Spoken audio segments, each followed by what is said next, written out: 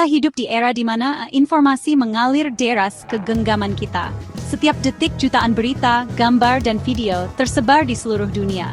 Media sosial telah mengubah cara kita berinteraksi, belajar, dan berpikir. Tapi di balik kemudahan ini, ada ancaman besar, disinformasi. Di Indonesia, platform seperti WhatsApp, Facebook, dan TikTok telah menjadi medan pertempuran opini dan kebohongan. Informasi salah menyebar lebih cepat dari klarifikasi, merusak kepercayaan, dan memecah masyarakat. Ini bukan sekadar masalah sepele, ini krisis yang mengancam fondasi bangsa. Bagaimana kita bisa membedakan fakta dan fiksi ketika keduanya dikemas begitu meyakinkan? Kita harus menjadi warga digital yang aktif, kritis, dan bertanggung jawab. Pertarungan melawan disinformasi adalah tugas bersama, bukan hanya pemerintah atau perusahaan teknologi. Esai ini adalah ajakan untuk membekali diri dengan dua senjata utama, etika dan logika. Mari mulai perjalanan membangun ekosistem informasi yang lebih sehat dan jujur. Untuk melawan musuh, kita harus mengenalnya. Misinformasi adalah informasi salah yang disebar tanpa niat jahat seperti kakek yang membagikan pesan palsu karena percaya itu benar. Disinformasi lebih berbahaya, informasi palsu yang sengaja dibuat untuk menipu, memanipulasi, atau merusak. Para pembuat disinformasi merancang narasi palsu, sering mencampur kebenaran agar lebih meyakinkan. Mengapa kita mudah terjebak? Karena otak kita rentan pada bias konfirmasi, kita cenderung percaya informasi yang sesuai keyakinan kita. Algoritma media sosial memperkuat bias ini, menciptakan ruang gema yang memperkuat opini kita. Emosi juga jadi bahan bakar hoaks informasi yang memicu kemarahan atau ketakutan lebih cepat dibagikan. Judul provokatif dan gambar emosional sering membuat kita lupa berpikir kritis. Para pembuat disinformasi memanfaatkan emosi untuk mematikan nalar kita. Memahami jebakan psikologis dan algoritmik ini adalah langkah awal agar kita tidak jadi peon mereka. Kewaspadaan adalah kunci. Disinformasi nyata dan berdampak langsung di Indonesia. Contoh paling jelas, hoaks seputar vaksin COVID-19, dari microchip hingga teori konspirasi menyebar lebih cepat dari edukasi resmi. Akibatnya, banyak orang menolak vaksin, memperpanjang pandemi dan membahayakan nyawa. Disinformasi juga jadi senjata politik menjelang pemilu. Hoaks dan kampanye hitam merusak reputasi kandidat dan memecah masyarakat. Isu SARA dieksploitasi, foto lama dipelintir, dan fitnah menyebar, memperuncing polarisasi. Disinformasi bisa memicu konflik sosial. Berita bohong tentang agama atau etnis bisa memicu kerusuhan nyata. Satu percikan di dunia maya bisa membakar dunia nyata. Kasus-kasus ini menunjukkan betapa rapuhnya kerukunan sosial di hadapan disinformasi. Setiap kebohongan yang dibiarkan bisa melukai dan menghancurkan. Etika interna adalah jangkar di tengah arus informasi. Setiap klik, komentar, atau bagikan adalah tindakan etis yang berdampak.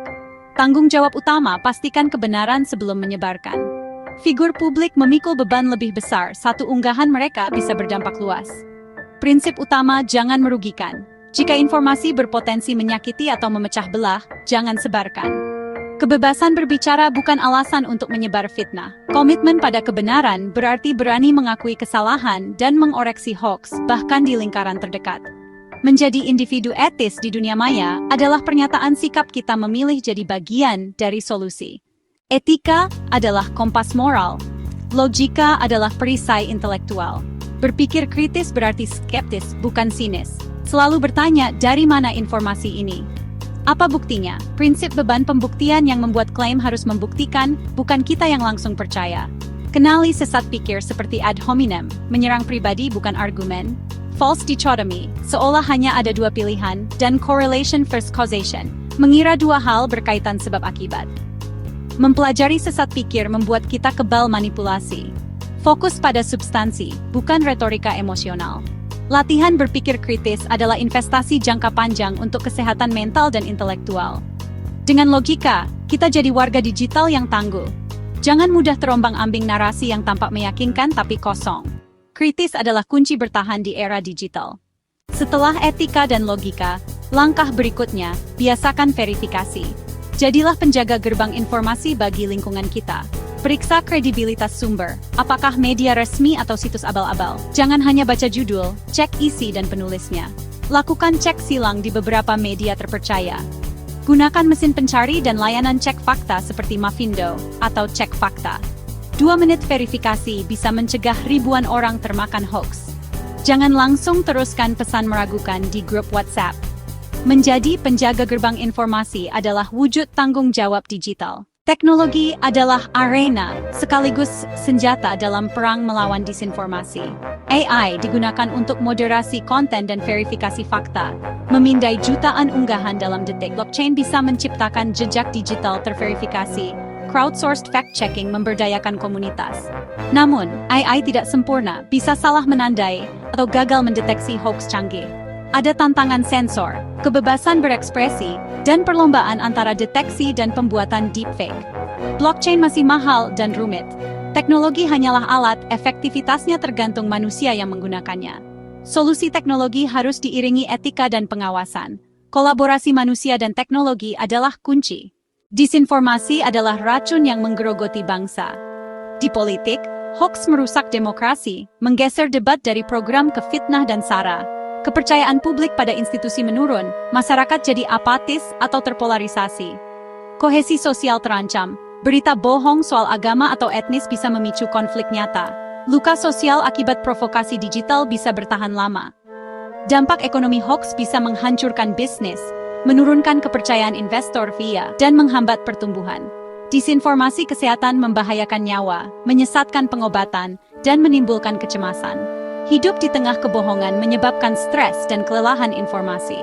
Disinformasi meninggalkan luka tak kasat mata yang menggerus fondasi masyarakat. Melawan disinformasi butuh gotong royong lintas sektor. Pendidikan literasi media dan digital harus dimulai sejak dini dan berlanjut di masyarakat. Komunitas seperti Mavindo membuktikan kekuatan gerakan akar rumput. Program dialog lintas generasi penting agar semua usia waspada hoax. Pemerintah harus mendorong transparansi platform digital dan penegakan hukum pada penyebar disinformasi. Kolaborasi pemerintah, teknologi, akademisi, dan media adalah kunci. Media profesional harus memperkuat jurnalisme berkualitas dan cek fakta. Hanya kerjasama sinergis yang bisa membangun pertahanan kokoh melawan disinformasi. Perjalanan melawan disinformasi adalah maraton, bukan lari cepat. Setiap dari kita punya kekuatan untuk membuat perubahan, mulai dari tidak langsung percaya dan selalu verifikasi. Jadilah warga digital yang bijak, kurator, dan pendidik di lingkungan sendiri. Satu hoax yang kita hentikan, satu mata rantai kebohongan terputus. Tindakan kecil, jika dilakukan jutaan orang, jadi gerakan besar. Bekali diri dengan logika dan etika, saling mengingatkan, dan saling menguatkan. Jadilah suara kejernihan di tengah kebisingan digital. Masa depan ruang digital Indonesia ada di ujung jari kita. Gunakan dengan bijak dan bertanggung jawab.